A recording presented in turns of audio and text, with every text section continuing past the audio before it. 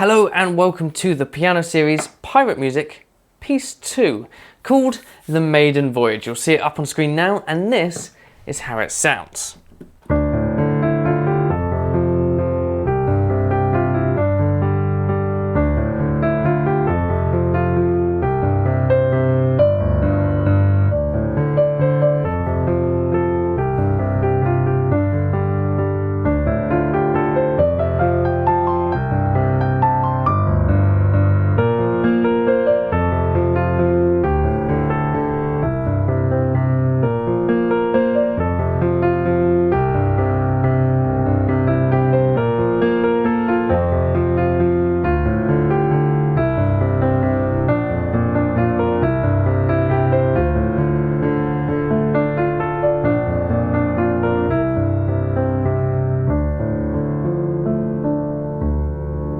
If you want to know how to play that, stick around. It's page 1 today, page 2 next video. So get yourself the music, the link's in the description. You can find it on my website, robharveymusic.com, and get your tablet in front of you, get your phone in front of you, get your computer in front of you, just so that you can play along exactly as I do, and you can pause, rewind, stop, start, get yourself prepared to be able to learn this piece of music. So let's jump straight into it. Right, so the piece is split up into a few different parts. We've got piece A over here, that's on the first page, that's what we're focusing on today, and section B on the second page. That is for the next video. So the first thing we need to watch out for is if there are any flats or sharps in this piece. And now, as you can see, if I just highlight them here, we've got a couple of B flats. On top of this, we should really be aware of the fact that this piece is in 6/8. 6/8 means we're counting 6 quavers in every bar. So we're going to be counting it as 1, 2, 3, 4, 5, 6 with that sort of feel to it, that sort of thing. So the other thing you might want to watch out for as well is the speed. Now the speed is 100 dotted crotchets per minute, but we won't worry about that now. We'll get back to that at the end once we're a little bit more confident with how we're playing the piece. Okay, so starting off with the left hand, because the left hand has a lot of repetition in it, which is absolutely ideal for learning something nice and quickly. If I draw your attention to the first phrase, we've got a D, an A, and 2 Ds after that. In the left hand, that's just going D, A, D, D. 2 quavers and 2 crotchets, so we get that rhythm, D, A, D, D. If we're going to analyse it, it's also 1, 2, 3, 4, 5, 6, if we're counting it as 6/8. 1, 2, 3, 4, 5, 6. Repeat that a few times until you've got that rhythm down, because that's going to be persisting throughout this whole piece. Now, let's look at the next bar. We've got F, C, F, and F. It's exactly the same shape we just had for D, A, and D with 5th, 2nd, and thumb, but shifted up to F, C, and F. You can see if I move between those two positions, my hand actually isn't changing shape at all. It's staying exactly where it is, locked into a particular position, and it's just playing those notes. So just, if you can lock it, don't tense, but if you sort of keep your fingers in that position, then you only need to worry about the bottom note. Moving on, we've got C, G, C, and C, same pattern, same fingers, just down here, and then we've got G, D, G, G, same pattern, same fingers, just starting on G, all of which have the same 2 quavers and 2 crotchets. So if I was to play that line, we're going D, A, D, D, F, C, F, F, C, G, C, C, G, D, G, G. 1, 2, 3, 4, 5, 6. 1, 2, 3, 4, 5, 6. See how it goes? Cool, so that's line 1 in the left hand. But if we have a look at line 2, we can actually see that this bar, and this bar are exactly the same. If I hadn't just got rid of one of the notes there we go. They're exactly the same. The second bars of each line are exactly the same. The third bars are too, and so are the fourth, almost. Now, this bottom note is still a G. It is still a G down there, but instead of playing it here, it's all the way down here. Just adds a little bit of variation so it's not quite as repetitive as the first 3 bars are. Nice, so if we look at line 3, we've got exactly the same across the board as we did in line 1, and line 4 is exactly the same across the board as we did in line 2. So you could sort of say this is 1, 2, 1, 2 for the patterns that are going on there. Right, let's rub all of this out. That is the left hand covered for page 1. Now we need to work on that right hand. The right hand starts on a D just over here with our thumb on it. D with dotted crotchet. A dotted crotchet is worth 3 quavers, so we're going to count 3 on it. 1, 2, 3. Followed up by E, F and G on beats 4, 5 and 6. 1, 2, 3, 4, 5, 6.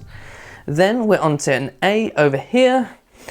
Ignore the fact that it says an F, that's a chord, we can get back to that at another point, but it's an A that we get to and we'll hit it with our little finger. So to play those first 2 bars, we're going D with our thumb, E, F, G, A, with that sort of rhythm.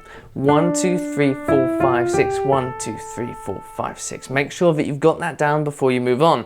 Now let's move on to bars 3 and 4. Now the nice thing about bars 3 and 4 is you can see they are matching exactly the same rhythm the entire time.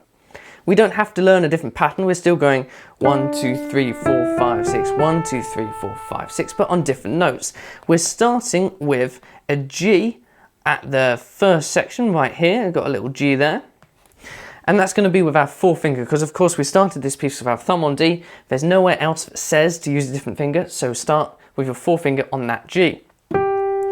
Then we're going to hold it down for 3 beats and come back down G, F, E on beats 4, 5 and 6 to land on the D for that whole bar. It's a dotted minim, it lasts all 6 beats, the same as this one over here. So if we were to play the entire line now, we get this in the right hand. D, E, F, G, A, G, G, F, E, D. Count it out loud. 1, 2, 3, 4, 5, 6, 1, 2, 3, 4, 5, 6, 1, 2, 3, 4, 5, 6, 1, 2, 3, 4, 5, 6. Nice. Okay, so let's do the same process, the same patterns on the second line.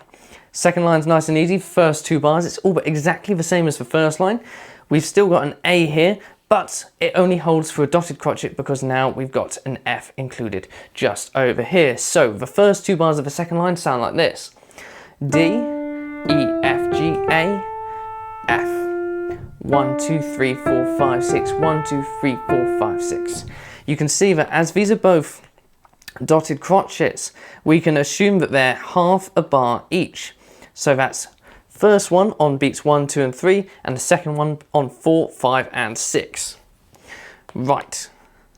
The nice thing then about the next 2 bars is the fact that it's still 2 dotted crotchets, so it's still the same 1, 2, 3, 4, 5, 6 on G and C, and then we actually have a dotted minim at the end of that line to just rest on with our little finger. Now, how did we get to our little finger? If we take the whole line in general, we can see that there's no finger position here because we're still taking the finger position from before. When I write in fingers, I try and make sure that they only exist as a warning or if they need to change very shortly afterwards. So if there's a D, if there's a thumb right at the start of a piece and it doesn't need to change, you won't see another finger position unless something changes or you need to be warned that something's going to change. So throughout this line, with a dodgy line there, and up to here, you can see there's no fingers, so our hand stays the same. Little finger will be on this A over here. Third finger's on the F, which is the warning note that I said about, because of course our third finger would have already been on the F.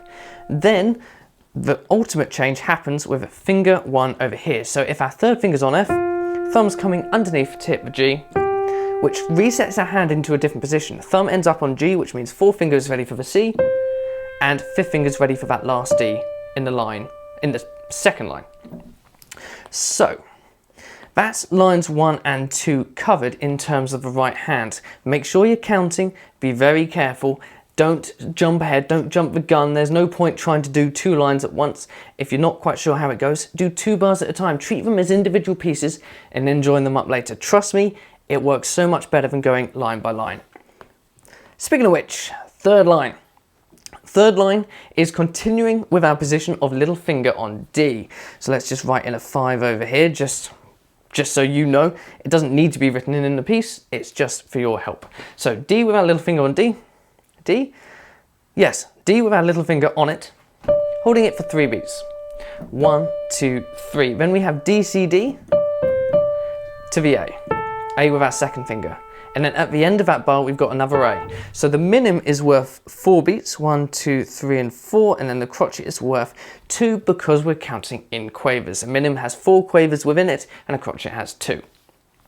And you can see that we've got a very similar pattern as we had up here in terms of rhythm, and even that last note is the same one. We just have a little extra note at the end of the second bar.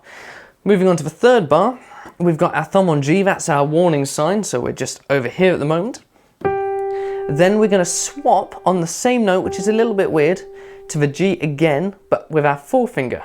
G, F, G, and then thumb on D, because our hands now reset position, purely because of that forefinger over there. Okay, so in terms of timing for those last 2 bars, it's getting messy, but I'll rub it out in a moment. We've got G with our thumb, 1, 2, 3, 4, 5, 6, 1, 2, 3, 4, 5. Why would I be counting with a different rhythm? Let's do that again.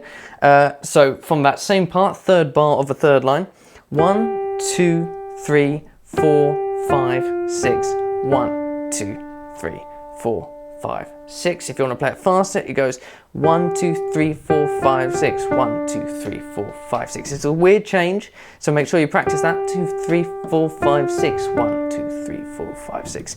I always find going to a different finger on the same note immediately is really peculiar. It doesn't feel quite comfortable because my brain expects to hear a different note.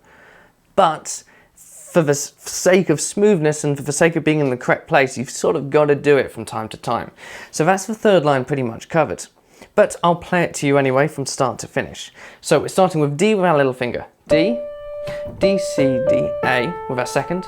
A, G with the thumb, swapping to the fourth, G, F, G, D. I'll play that again with timing. 1, 2, 3, 4, 5, 6, 1, 2, 3, 4, 5, 6, 1, 2, 3, 4, 5, 6, 1, 2, 3, 4, 5, 6. That covers the third line. Let's get rid of that as well. Okay, so finally we've got the fourth line. This is where things heat up just a little bit. We've got plenty of quavers to look at, so let's just take a bar at a time. In the right hand, we're just going D, E, F with 1, 2, 3. Tuck thumb underneath to get to the G. Second finger on the A, fourth finger on the C. You'll notice we're missing those Bs. So that was 1, 2, 3, 4, 5, 6, because they're all quavers, so it's covering every beat of a bar. D, E, F, G, A, C. Practice that motion to tuck your thumb underneath until you don't have to think about it at all. You can even do a stretch and a pattern and an exercise, repeating the same thing over and over again, getting faster and faster until you know that your fingers have got it, and you can have a conversation with somebody even while you're playing it. That's when you know that you got it. So, the second bar has, in fact, the same pattern. It's just an octave higher. It's still D, E, F, G, A, C, but it's up here. So you should know how to do that now. But the difference is we've got to try and get that transition between the 2 bars. So starting at the D next to middle C, we're going D, E, F, tuck thumb underneath to G, A, C, tuck thumb underneath to D again, E, F, tuck thumb underneath again to get to the G, A, C. So D, E, F, G, A, C, tuck, D, E, F, G, A, C. It's all about the tucking. The D, E, F, it's tucking under third, the G, A, C, it's tucking under fourth. And repeat that. Same 2 bars over and over again. There should be no pauses between anything. If you want to leave it as separate bars, sort of separate 2-bar chunks, just go D, E, F, G, A, C, D, E, F, G, A, C. Give yourself a pause, reset, get your hand in position and do it again. Because you don't need to make sure that you're super fast making that jump, it's just something that I do when practicing to make sure I'm absolutely in time. Now, third bar. And fourth bar, in fact. So we've got up to the C with our forefinger. Coming back on the G to start that third bar. Then G, A, C, and a really high D with our little finger. So long as we follow the correct fingers up to this point over here, we should make sure, or we should have our fingers in the correct position for the last 2 bars. So if I play that whole line, let's get rid of this bit here, you'll see that my hand ends up in the correct position for that last bar, or 2. Here we go.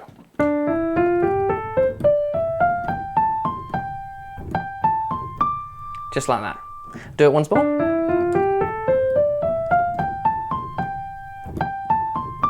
And there we have it.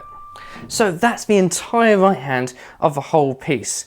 And just to mention on that last line, again, we've got a whole 1, 2, 3, 4, 5, 6 happening here, the same as we had in bar 1 or bar 5 or even bar 9. It's a repetitive pattern that you should make sure you've got down in that first line before moving on. Make sure that the left hand's up to scratch, then make sure the right hand's up to scratch. Try even with a metronome, doesn't have to be at 100 dotted crotches per minute, just at a pace that you feel comfortable with, that you're getting every note correctly, and it's sort of pushing you a little bit to make sure you're concentrating. Okay, so let's go for both hands together, starting with the first line. This is where the confidence in the left hand is absolutely key. If you don't have that down, then you're really going to struggle. So we're going little finger on D down here, thumb on D up here. And actually we've got a pedal marking here, which suggests we should be pushing down our sustain pedal, the pedal on the right if you've got multiple pedals to choose from. But you don't need to worry about it until you've got the piece down. So let's start with both hands together. And we're going to go for the first, let's say first 2 bars, keep it easy. Together for the first notes. Then you've got A, D on its own. Then E on its own. Then F and D together. G on its own. Then we're moving the left hand to the F and our little fingers playing the A. Then the left hand just keeps on playing. If it really helps, and I notice with a lot of the students it does, a lot of my students that is, if it helps, you should line up exactly where things happen. And in fact, I wouldn't even put lines there.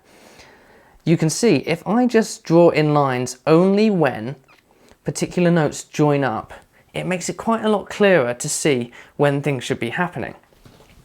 Because in reality, the most we've ever got to deal with is 2 notes at a time in 2 bars of that line that actually go together. The rest of it's still sort of hand separately, so it shouldn't be too bad.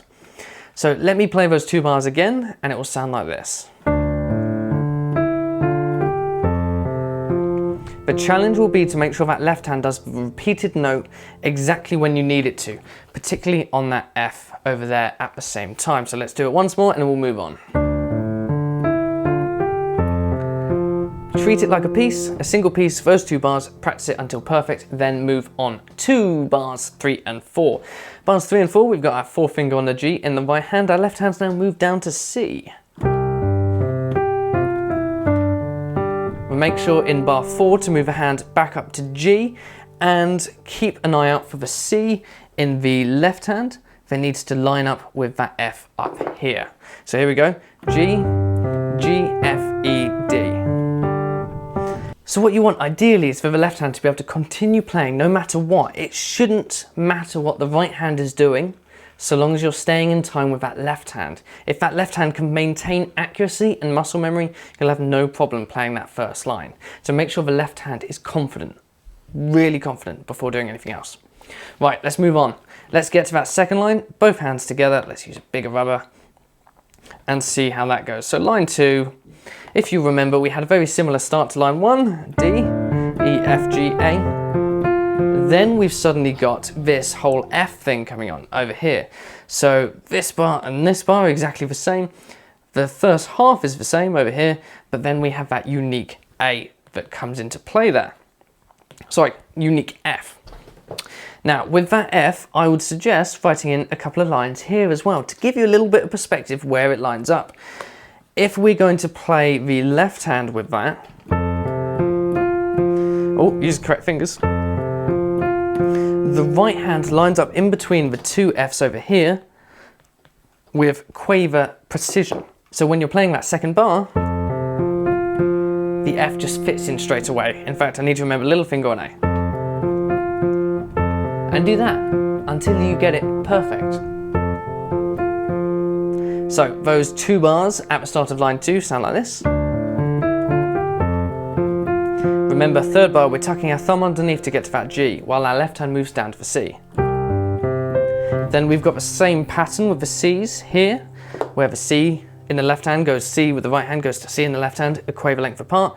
And in the last bar, we've got a D with our little finger and dropping right down to that octave below G that makes the left hand just slightly different compared to the first line. So if I play that line once more, it sounds like this.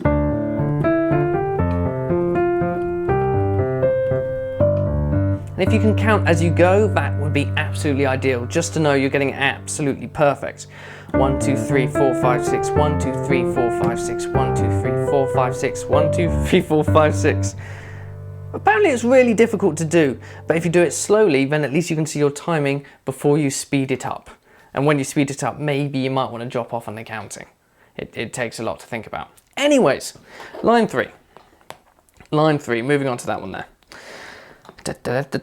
Line 3 has the same left hand as we had in the first line, but we have the unique right hand. The right hand's now moved up to that D, which it should be in position from the second line. And we should be just ready to start playing. Same rhythms as we've dealt with before, making sure stuff lines up in the correct place. So bar 1. Making sure the C and the D line up. Into bar 2. Nice and easy. G with our thumb for bar 3, which we now have the swap to our forefinger, fitting in between the C, or the 2 C's in the left hand, and then lining up with the F and C, back to the G in the right hand, and then D in the 4th bar, with the GD, GG in the left hand. So that third line sounds like this.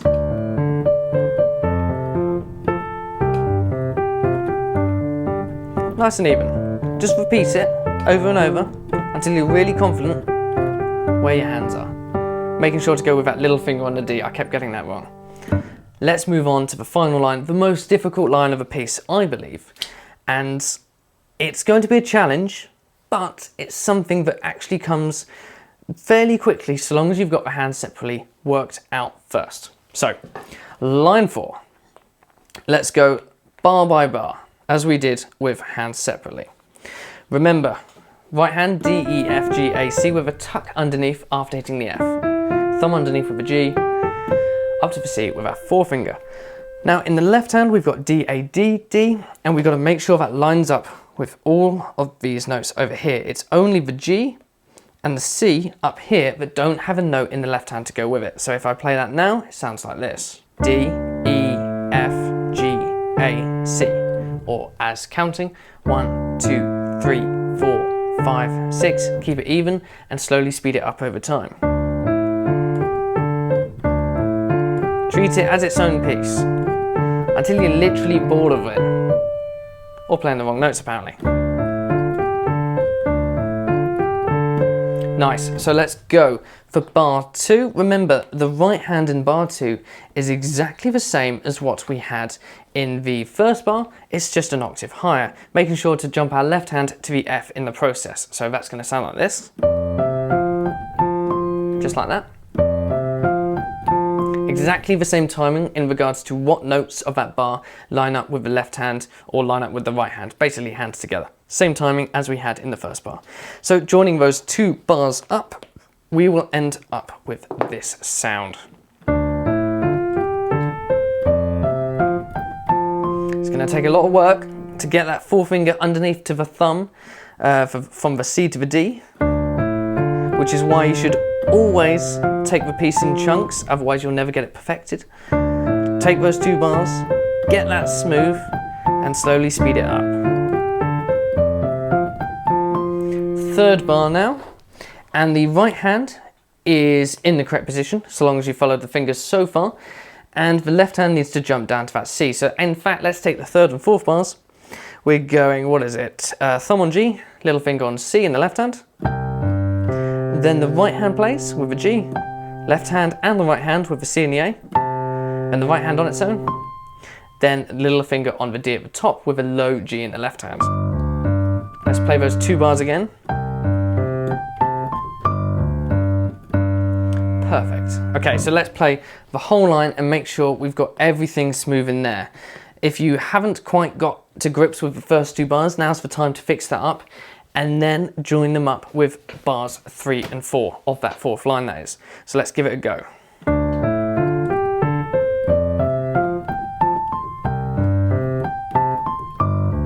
Now admittedly, that's probably quite fast to be starting off with, so even if you're going this speed, genuinely, even if you're going this speed, it's absolutely fine to practice like this.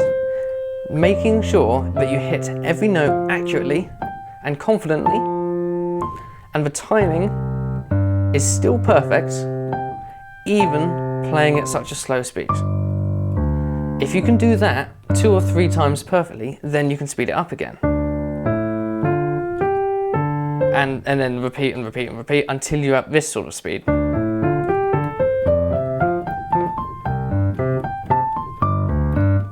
Just like that. So that in reality is the whole of the first page. Bars 1 and 2 are very similar with their timing, just the right hand has a slight difference in it towards the end of the line. Bar 3 has very similar timing to bar 1. Sorry, line 3 has similar timing to line 1, but the right hand has slightly different notes. And line 4 is the unique one where you're just going to have to practice it that little bit more to bring it up to the same standard as the first 3 lines. The first 3 lines really aren't too complicated compared to that 4th line, where the difficulty is stepped up just a little bit. So, remember, practice in chunks, 2-bar chunks at a time, then join the lines together. Then, if you've got line 1 and line 2 sorted out, join them together and work on lines 3 and 4 as their own chunk. Once you've got those halves of a page done, then squish them together and play the whole page. You don't want to be playing the whole page all at once just because it's going to be a slow process. You will learn, it will work, you will be able to do it, but it's not as efficient as chunking it and going 1 bar, 2 bar, line, 2 lines into 1, and then 2 halves into 1 there. It's just more efficient. So this has been part 1 of the Maiden Voyage. There are going to be 2 parts. The second part is covering the second page, of course. And if you want to see that one, make sure you subscribe, like the video, get notifications on so you don't miss out. And don't forget, you can get this piece of music in the description below on my website, robharveymusic.com.